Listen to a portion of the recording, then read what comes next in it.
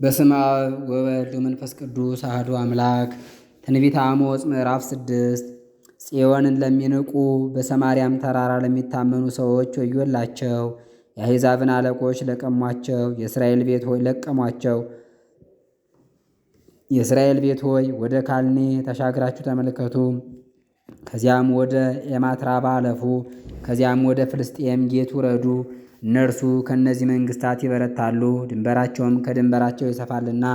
ክፉ ቀን እንደሚፈልጓት የሐሰት ሰንበታትን ለሚያቀራርቡና አንድ ለሚያደርጉ፣ ከዝሆን ጥርስ በተሠራ አልጋ ላይ ለሚተኙ፣ በምንጣፋቸው ደስ ለሚሰኙ፣ ከበጎችም መንጋ ጠቦትን ከጋጥም ውስጥ ጥጃን ለሚመገቡ፣ ከበገናው ድምፅ ጋር አስተባብረው ለሚያጨበጭቡ ሰዎች፣ ይኸውም የማያልፍ ለሚመስላቸውና እንደሚያመልጣቸው ለማያውቁ፣ በጽዋ የቀላ ወይን ለሚጠጡ፣ እጅግ ባማረ ሽቱም ለሚቀቡ፣ በዮሴፍ ስብራት ለማያስቡ ወዮላቸው።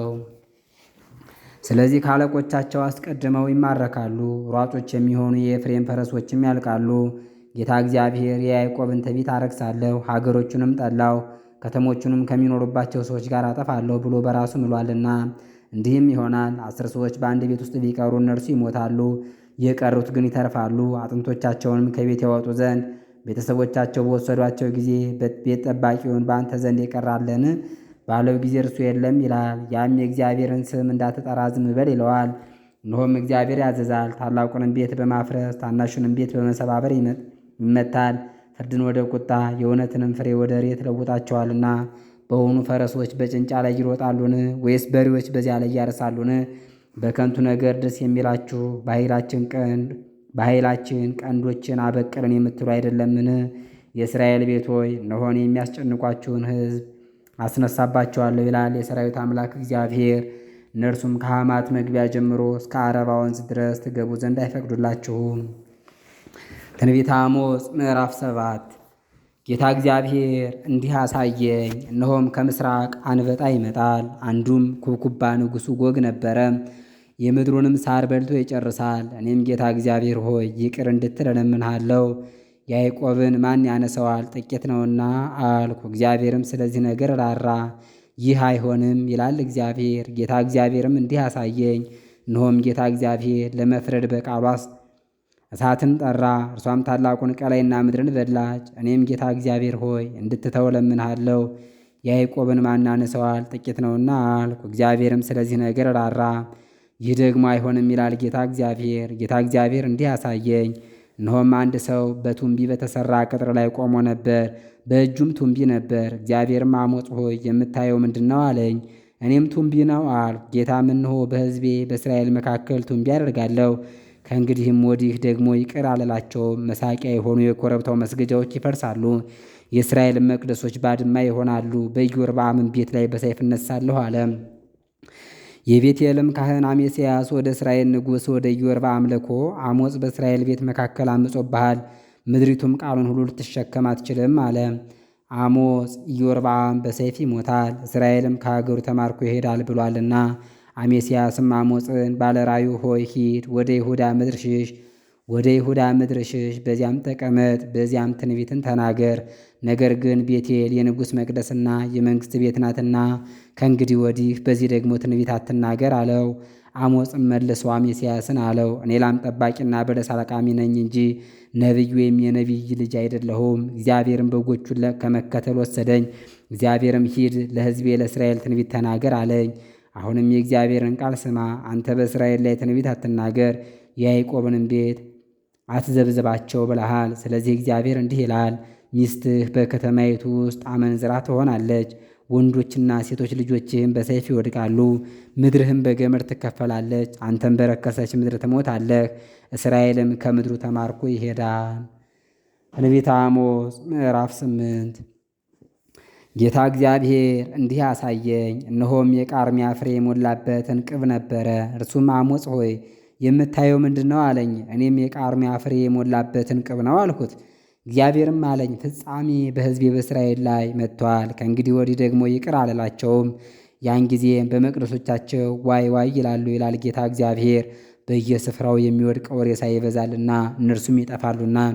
ችግረኛውን በጠዋት የምታስጨንቁ የሀገሩንም ድሃ የምትቀሙ እናንተ ሆይ እህልን እንሸጥ ዘንድ መባቻው መቼ ያልፋል? የኢፍ መስፈሪያውንም እያሳነስን ሰቅሉንም እያበዛን በሐሰተኛ ሚዛን እያታለልን ድሃውን በብር ችግረኛውንም በአንድ ጥንድ ጫማ እንገዛ ዘንድ በእህላችንም ንግድ እንድንጠቀም ሰንበት መቼ ያልፋል የምትሉ እናንተ ሆይ ይህን ስሙ። እግዚአብሔር በያዕቆብ ትዕቢት እንዲህ ብሎ ምሏል፣ ሥራችሁን ሁሉ ለዘላለም ምንም አልረሳም። በውኑ ምድሪቱ ስለዚህ ነገር አትናወጥምን? በእርሷም የሚኖር ሁሉ አያለቅስምን? ጦርነት እንደ ወንዝ ይፈሳል፣ እንደ ግብፅም ወንዝ ይሞላል፣ ደግሞም ይወርዳል። በዚያም ቀን ፀሐይ በቀትር ይገባል ይላል ጌታ እግዚአብሔር። ብርሃንም በምድር ላይ በቀን ይጨልማል። ዓመት በዓላችሁንም ወደ ልቅሶ ዝማሪያችሁንም ወደ ዋይታ እለውጣለሁ። ማቅንም በወገብ ሁሉ ላይ ቡሃነትንም በራስ ሁሉ ላይ አመጣለሁ። እንደ ወዳጅ ልቅሶ አደርጋችኋለሁ፣ ከእርሱም ጋር ያሉት እንደ መከራ ቀን ይሆናሉ። እነሆ በምድር ላይ ራብን የምሰድበት ዘመን ይመጣል ይላል ጌታ እግዚአብሔር። እርሱም የእግዚአብሔርን ቃል ከመስማት እንጂ እንጀራን ከመራብና ውሃን ከመጠማት አይደለም። ከባሕርም እስከ ባሕር ድረስ ከሰሜንም እስከ ምስራቅ ድረስ ይቅበዘበዛሉ። የእግዚአብሔርን ቃል ለመሻት ይሯሯጣሉ፣ አያገኙትም። በዚያ ቀን መልከ መልካሞቹ ደናግልና ጎበዛዝቱ በጥም ይዝላሉ። ዳን ሆይ ሕያው አምላክህን ደግሞም ሕያው የቤርሳቤህን አምላክ ብለው በሰማርያ መማፀኛ የሚምሉ እነርሱ ይወድቃሉ፣ ደግሞም አይነሱም። ትንቢተ አሞጽ ምዕራፍ 9 እግዚአብሔርን በመሠዊያው ላይ ቆሞ አየሁት። እርሱም እንዲህ አለኝ፣ አበቦች የተሳሉባቸውን ምሰሶዎች ምታ፣ መድረኮቹም ይናወጣሉ። ራሳቸውንም ቁረጥ፣ እኔም ከእነርሱ የቀሩትን በሰይፍ እገድላለሁ። ከሚሸሹትም የሚያመልጥ የለም፣ ከሚያመልጡትም የሚድን የለም።